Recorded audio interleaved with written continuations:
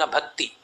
ఆ భావన నీకు లేనినాడు నిన్ను నీ చుట్టూ 2-3 వేల భగవద్గీత పుస్తకాలు పెట్టినా నువ్వు తప్పుడు మార్గంలో ప్రవర్తించకుండా నువ్వు ఉండలేవు. భగవద్గీత పుస్తకం నిన్ను మార్చదు, రామాయణం పుస్తకం నిన్ను మార్చదు. దాన్ని చదువుకుని మారిన నీ మనసు నిన్ను మార్చాలి. ఆ మనసు ధర్మాన్ని పట్టుకోవడం నేర్చుకోవాలి. భగవంతుడు వద్దన్న పని చెయ్యను, భగవంతుడు చెయ్యమన్న పని చేస్తాను చాలు. ఈశ్వరుడి ప్రీతికి అది కారకం. ఈశ్వరుడి ప్రీతి అన్నది కలిగిందనుకోండి, అంతకు మించిన ఐశ్వర్యం లేదు. నన్ను నమ్మండి, మీతో యథార్థం చెప్తున్నాను.